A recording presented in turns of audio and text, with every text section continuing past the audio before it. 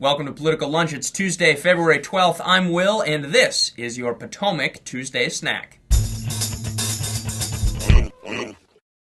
Today in Maryland, Virginia, and Washington, D.C., voters from both parties go to the polls to cast their ballots for party nominee. For the Democrats, it looks like Barack Obama could have another banner day.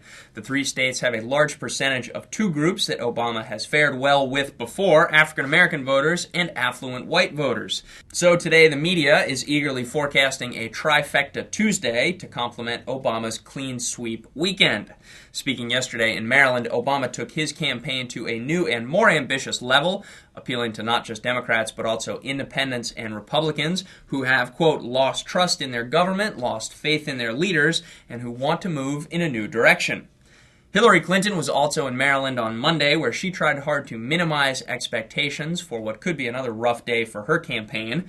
Her campaign events yesterday were more carefully scripted than Obama's arena-filling rallies. Clinton spoke with groups of college students, women, and auto union workers in Baltimore and Virginia.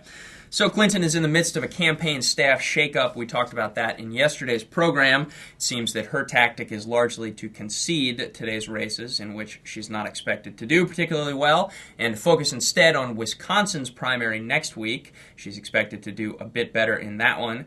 And, more importantly, to get her ducks in a line for the largest prize not yet awarded. That's on March 4th, when voters go to the polls in Texas and Ohio.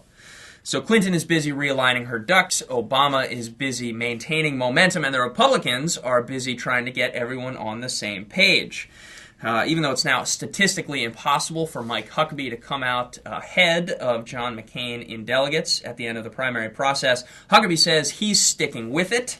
And Ron Paul, who says he's now focused on not the White House, but instead maintaining his seat in the House of Representatives, he said he can't support John McCain. He told the press, quote, "I cannot support anyone with a foreign policy he advocates perpetual war."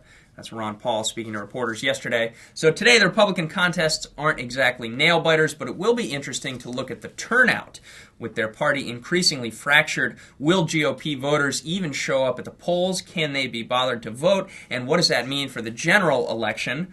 Well, tomorrow we'll be back here with those exit numbers and a look at some of the first polls, the general election head-to-head matchups. But first, it's worth noting that a very unique primary wraps up today. For the past week, Democrats abroad have been turning up at impromptu polling stations around the world, like, for example, Pickwick's, an English expat bar in Vienna, Austria.